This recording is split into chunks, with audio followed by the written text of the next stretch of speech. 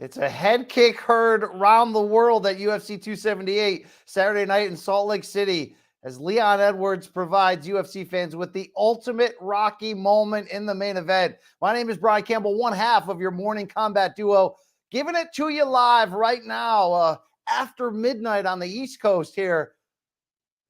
278.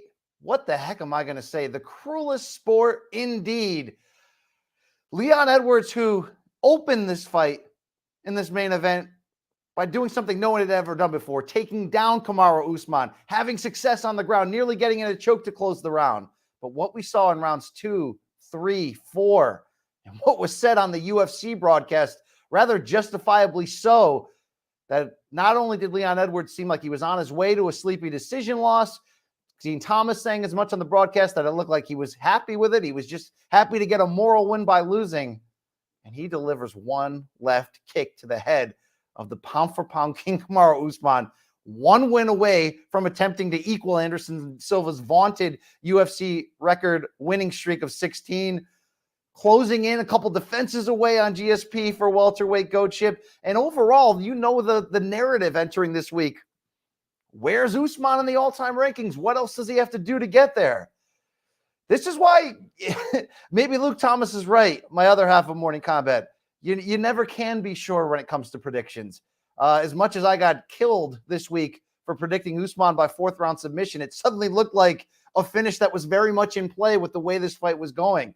Usman yanking at the gas tank of Edwards, using a heavy jab as a weapon to set up takedowns, and really just having his way.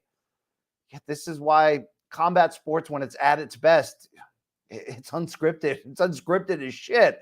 I mean, you know, I use that term, the cruelest sport. You hear that said a lot about both boxing and MMA in different settings. How cruel was this for Kamaru Usman? Historically, it's up there in terms of unlikeliness, of course, with a broken-ribbed Anderson Silva coming back from a 4-0 deficit to submit Chael Sonnen. But it was extra violent, being that he not only landed a knockout blow, but perfectly set it up with that sort of inside jab that forced Usman to dip to his right, only he dipped right into that left kick that was coming. This is as flip-flop a bizarre moment of your emotions. You know, it's like, I remember, of course, maybe the greatest boxing match of all time, the 2005 Corrales-Castillo Part 1, you know, which had that crazy turn at the end, and it's sort of like the fight's ending in front of your eyes. You see the ending of the movie coming, and it just completely flips itself on its head. Now, that can happen on a UFC prelim card, which is, by the way, the setting for when Usman and Edwards fought for the first time in 2015, a early prelims featured bout. You don't see that in title fights. You don't see that in main events. You don't see that type of situation when somebody's so far down and everyone's counting them out. Look, this is a testament to the human spirit of Rocky Leon Edwards, who had his moment, but it's so odd. I don't want to call it bittersweet. It's not. It's inspiring. You know, but it was a fight that was going one way and going one way fast, and then it was over. And it's a reminder of what's possible in this game, no matter who the two names are in there that are touching gloves. It's a reminder of what's possible in fighting and in life when you don't give up and you don't stop believing. Only what made this so extra improbable, and why I'm sitting here still in such disbelief while fully willing to give Leon Edwards his flowers, was that he looked bad from rounds 2 to 4. He was gassing out. The body language was bad. The output was down. Usman was doing Usman things. It was very much leading to the sort of one-sided prediction that I sort of had for this fight. I think a lot of people had for this fight. But again, Leon proven why you can't count people out, and certainly from Leon's background, you heard him teary-eyed afterwards talking about living in the wooden shack in Jamaica where he's from. First Jamaican-born champion in UFC history, by the way. Shout out to that. But had been a man of multiple countries, fighting out of the UK, but didn't seem like everybody embraced him. I know I got accused of just constant UK Leon hate, of overlooking him.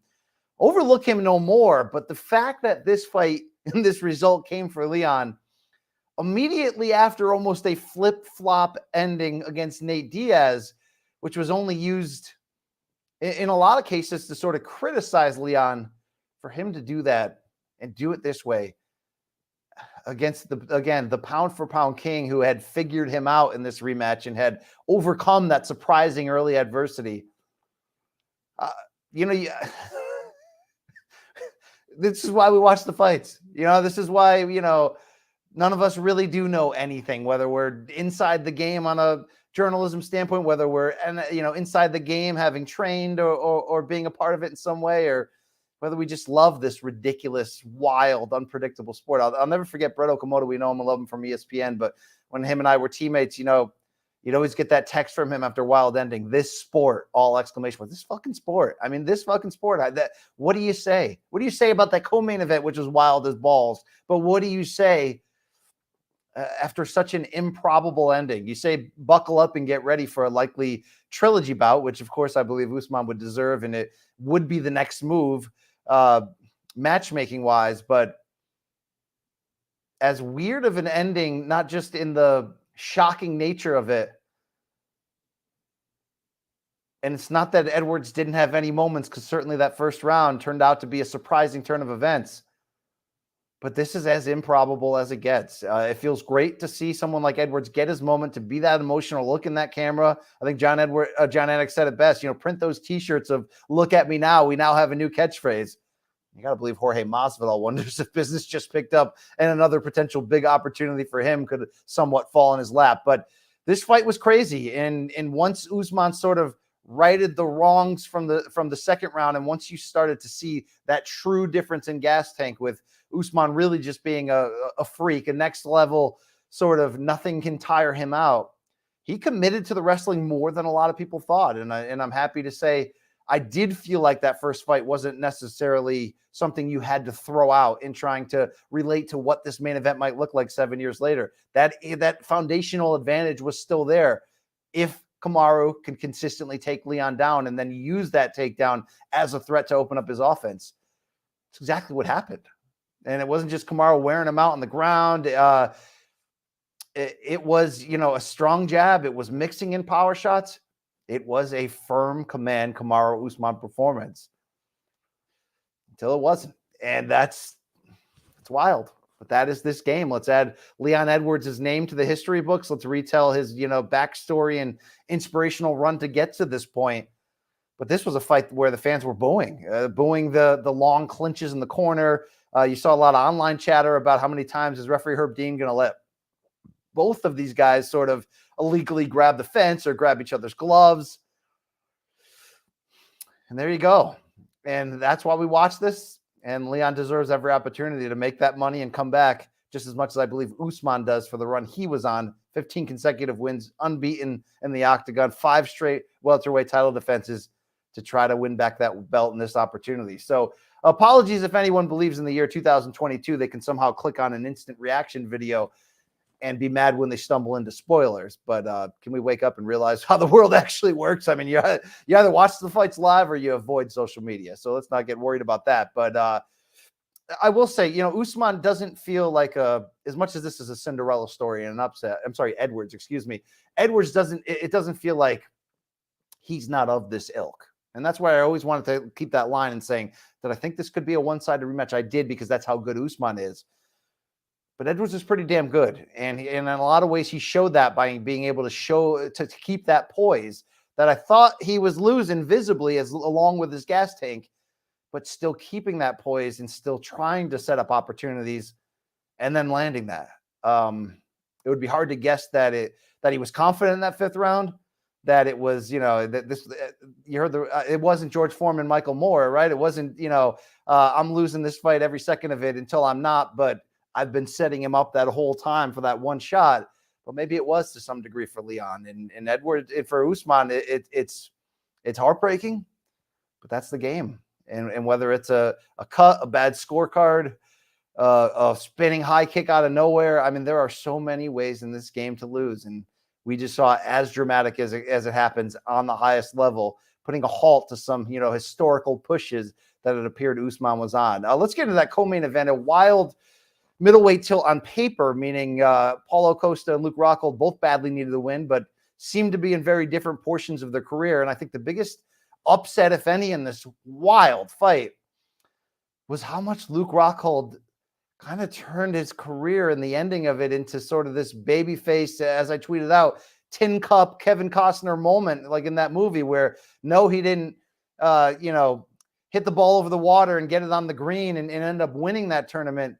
But he created an exit that was more memorable than a victory might have actually meant. And for Rockhold, who'd been out of the game for so long and 37 years old, and injuries kept him out, and devastating knockout losses, and a lot of sort of bad things said about his chin, his punch resistance, all that, for him to end with this type of performance where he looked not only gassed out after rounds 1 and 2, but in almost an unsafe condition, bending over, putting his hands on his knees. Heck, in round 2, in the middle of the round, he bent over and put his hands on his knees in ways of outright fatigue that you almost never see. And then rallied for that batshit crazy performance in round 3, in which loading up on every strike and Costa slowly tiring out himself. Somehow Luke Rockhold nearly won this fight by absolutely ridiculous, dramatic knockout, then made a mistake and got taken down and ended up on his back, and then somehow found just a ridiculous, almost sadistic will inside of himself to reverse position and end the round on top. And this is the same round in which Luke Rockhold twice yelled, "Fuck you," to the face of Costa, and then loaded up with almost the kind of determined left hand that was like, if I don't land this, I'm going to die. I don't think we've seen a fight this wild in some time. I mean, did it have some hints of the Nate the Train Landwehr brawl against Onama from last week? I guess to some degree, because that third round saw both sort of almost win and then take their eyes off the prize for a second, then almost lose. And this had some of that. But Luke Rockhold crying afterwards, I mean, he put out a heroic effort in defeat that he not only stole the show, stole the headlines, but he wasn't loved and liked and beloved or liked by fans. I mean, he was, the pretty boy who maybe right at the peak of his career couldn't stop finding ways to sort of lose control of that. But he sort of, even after complaining about fighter pay all week and having Dana White call him delusional and all that, he comes out and delivers the type of currency that's a win to fans, to fight that aggressively, desperately, recklessly, and nearly win it. I mean, there were some legitimate questions about Costa, obviously, entering this fight, despite still being young in his early 30s, but 2 straight losses, missing weight, red wine. You get exactly where I'm going there. And there may still be some questions with how much he sort of left that door open and Rockhold rallied there when Rockhold really seemed one strike, one push away from just exhaustion and folding. And he not only couldn't close it, I mean, maybe it was the recklessness of Rockhold, the wounded animal sort of syndrome, but Costa got lit up and this nearly fell apart. And he ends up taking a wide decision in the end and survives in advance and will still get big fights and prove that he can make weight and still get into great shape. But that's some wacky theater. That's some wacky tobacco type of theater. And I did love it. But 30-27, the scores across the board in favor of Costa as he survives and advances. But you can't help but not look at this emotional fight and say it was like, for public appeal and the way to go out, I'm not sure it gets better than that in the weirdest possible way for Rockhold. I mean, it gets better if he had a win, but this had some low freaking moments for Rockhold and some pretty big, ridiculous ones that we almost didn't see coming, especially in round 3 as he's suddenly swelling and bloodying and rocking Costa. And then, of course, the big moment on the ground that would be hard to miss and not mention when he rallies to get the sweep in reverse positions and get in top position. And then he's rubbing his bloody face all over. I mean, that's going to, we see the gif sometimes of BJ Penn licking the blood off his gloves, or a maniacal axe murderer Vanderlei doing some ish right there. I have to believe that you're going to see that rubbing of the blood on the face. And Costa, for his money, was just sitting there laughing, basically. I mean, that's some weird ass theater right there. I mean, it's wild. I can't believe Rockhold almost won this fight. I can't believe he didn't get knocked cold. But I think the best quote was Costa afterwards saying, everybody says he has no chin. He has. He proved he has. Yeah, he has. He has the will. He found his want again. And in a weird way, it's hard not to be happy for Luke and cheer him on the way out here. 3 straight losses to end his career, a bunch of violent knockouts, but this weird sort of moral win. He goes out. He goes out with a bang. And then maybe, is it better to burn out or fade away, right? That's the forever question that Empire Records presented us. Great 90s movie. He burnt out spectacularly to end his career, but it is an old man's game, as he mentioned. He's fucking old. Good work by the MK social team to tweet out that's basically Luke and BC after every show. True, fair, true. But this was wild, bloody theater where I think we all thought it's going to be a first-round knockout win, or at least I did for Costa, but it could be wild before then. Rockhold could have moments, and you never know with Costa, who tends to lean heavy on his chin these days. And of course, as we know from his fight against Yoel Romero, will take massive swings and go and take chances. He almost got caught taking those chances, walking into something huge. What a wild fight. Let's go to the featured fight before that, the bantamweight tilt that, in a lot of ways, on paper, really was the fight I was most excited for, the best fight, a fight with legitimate title implications at bantamweight, the sport's deepest division, especially if the living legend Jose Aldo had won against Merab Dvalishvili. And let's shout out the Salt Lake City crowd, which got a lot of love from Joe Rogan on the broadcast. It was loud and aggressive and really helped, that arena, I guess, top their, as usual, you hear the UFC broadcast talk about top their box office gate record, despite having held the NBA finals there before. But this crowd is giving Jose Aldo the kind of victory lap adulation that, boy, does he deserve. Because at the end of the day, this fight, which goes down as a unanimous decision for Merab Dvalishvili, 29-28, 29-28, and 30-27. I scored at 29-28 for Merab. It's a huge win for Merab. It's his 8th in a row, and it puts him legitimately in this core group in the title window. But Aldo, he's going to kick himself for not being active enough. But he fought great. He was in intense shape. He came in with such a focused demeanor, as usual, for Jose Aldo. But as much as we love seeing the fans give him, the old guy legend rub as he's walking to the cage, he was very much in this fight. You can argue he should have won this fight, meaning strategically he should have done a little bit better. So what ended up happening was the constant threat of moving forward and takedowns from the Georgian weaponized stamina king of Merab Dvalishvili was in effect the whole fight. Aldo's takedown defense was just lights out. I mean, that is just old school veteran stubbornness. Max Holloway in his prime, Chuck Liddell, I am not letting you put my back to the ground. There just wasn't enough offensive behind it after that first round. I gave Aldo the first round. 2 of the 3 judges did as well.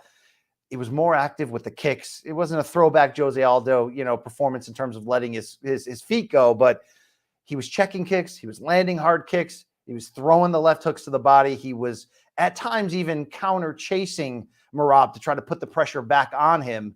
And even though Dvalishvili didn't end up with a successful takedown until the 3rd round, it was Jose's eschewing of consistent offense in round 2 and 3 as he got tired that ultimately did him in. And, we knew Merab Dvalishvili was going to have to really answer a lot of questions about his striking to win this fight. Was it on a high level? I don't think he actually answered those. He did land some good shots. His consistent attempts at getting off offense, was what gave the judges the fuel to give him the edge because of Aldo's inactivity. But Aldo left it where Merab never really had to prove it. And I think that came down to how arduous and taxing a 35-year-old who late in his career is now cutting down in weight, but yet is in such insane shape. How physically taxing it was defensively. And of course, in terms of stuffing takedowns for Aldo to put off a performance like that. I mean, his head movement, his defense, obviously the takedown defense. I mean, it was just on point. And I think at this age that he had to pick one or the other. And he picked the defense, which in theory sort of sets him up for the opportunity to have a moment. Only there was a bit of a failure to launch and release to attempt to have that moment. And I think you saw that frustration in Jose once he finally heard the scores and fell down onto his back, knowing how close he actually was given his name value. And he had been saying all week, if I win this fight, it doesn't matter where O'Malley's at, I'm going to get this title shot. I'm the one that deserves it. 3-fight winning streak was not easy, was not against secondary names. And I think Aldo will know, when he puts his head down on the pillow tonight, that he was in position to potentially win this fight. It wouldn't have been automatic. He would have had to let his hands go. He would have really had to put himself in position to potentially gas in doing so, or have a bad moment, or open up a door of opportunity for Merab to really put something together. He didn't take that chance in the end, and it had to be frustrating in his mind. I don't know what he thought in terms of what type of advantages he might have had on the scorecards, but at the end, you got to give Dvalishvili credit for getting the win done, no matter what it took. And for him, it ultimately just took consistency and aggressiveness and being who he is. And you take your hat off to him. And what was most interesting after the fight was he really does enter the title conversation. So how do we figure that out with the fact that not only the division champion Aljamain Sterling is his teammate, but it was in his corner for this fight? And they've got such an incredible friendship that seems to go beyond regular teammates. You hear Merab really giving Aljo his flowers afterwards in the post-fight speech, saying, I'll never fight him. And, when I came to this country, he was the guy that made me a fighter. And this amazing guy, my brother, was the quote, he is the reason why I'm here. I remember 10 years ago, I was coming to the U.S. I didn't speak English. I started training with Aljamain. He made me humble. He made me realize how amateur I was. He made me who I am today. I have a 7-fight winning streak because of Aljo. I'm living in my dream right now. He would close it by saying, please don't ask me any more of this question. We are not fighting each other. We are brothers, okay? There's part of you that to be fair, that wants to see the competitor come out of him. We've seen this before in teammates, Gilbert Burns and Kamaru Usman. I mean, we've seen it before where it can be done respectfully without a John Jones, Rashad Evans like blow up. It can be done strategically to say, okay, we just won't train in the same camp for the build to this fight. There is part of you that wants to see the competitor go, look, I love me some Aljo, but this is my time. This is my career. This is my moment. I respect him so much that I want to fight him. I want to give him that challenge. But maybe these two really are so close in terms of not only knowing the deep, dark fighting secrets and vulnerabilities between the two, but, hearing Merab say, Aljo actually made me, his teaching, corrections, his work. I understand it. It's polite. It's great friendship. It's a la Daniel Cormier moving down in weight, knowing that he's not going to, upset the great chemistry he has with Cain Velasquez when Cain was heavyweight champion. It's not unheard of, but it was a little bit shocking to see that so bluntly put by Merab, and who's done a great job in transitioning to English and did the whole post-fight interview in that. I get it. I respect it. It would be interesting to see what happens though if Aljo held on to that belt through Dillashaw, through the challenges that follow, and if Merab can get to a point where it's like you would be turning down something that doesn't come in every day, and that the window doesn't always open. Would that change things? You have to wait and see. But or will one leave the division and move up? Not as likely. But for Aljo, he's got to worry about TJ Dillashaw keeping that belt. But either way, for Dvalishvili, he's elite. You go out there and do this to this version of Jose Aldo, despite being a little bit too passive offensively, which cost him, and you make the leap. But what I said earlier isn't a criticism, but it is the facts. We didn't learn what we potentially could have from Merab offensively. Now, on paper and foundationally, we did. His goal is to take you down and wear you out, and he wasn't able to do that in terms of take you down until the final round. But part of that equation in the take you down and wear you out is the wear you out. And he did wear Aldo out while still really trying to establish that offensive stand-up. So you don't take any credit away from him, but still not only room to grow from Merab, room to answer some questions about exactly where he's at. And in this division, so historically deep, so many great names, so many great matchups coming up, from Sandhagen, Yadong to Aljo, Dillashaw to this one right here. It's a big win. It's a big win for Merab. Know him now if you haven't before, and consider him in that group for sure.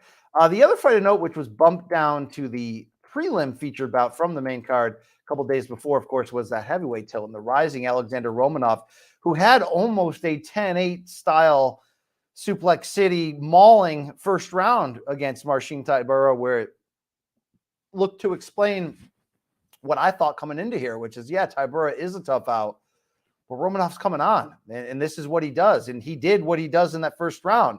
But let's shout out Aaron Bronstetter, who was on our show last week on Wednesday, for identifying this and saying Tybura does have that well-rounded, stubborn potential to be the type of guy that potentially exposes some of the things maybe being not ready fully for prime time for Romanov. And over the final 2 rounds, I think that's exactly what happened. And Romanov certainly had to deal with the gas tank, but this is what happens when you're steamrolling guys, and he was the largest betting favorite in UFC history last fight when he mauled and destroyed Chase Sherman. There's things you don't know about yourself until it's time to know it. And in this case, Romanov fought somebody who wasn't going anywhere in Tybura, who is stubbornly tough and is strong and a well-rounded nature where you're going to have to be really good to dominate him. And it looked like Romanov was on that path at the first round until he wasn't. And Tybura fought his way back. And even though Romanov finished the 3rd round really trying to make something happen offensively, I thought the judges nailed this. And it is a little bit of a humbling defeat and a slow of the roll. Certainly not, a treacherous slow. Losses happen, and they happen often early in the rise of fighters. But he came in with that glossy, unbeaten record, and he's throwing people left and right. Pump the brakes a little bit on Romanov, as it's a very firm and solid win for Marcin Tybura right there.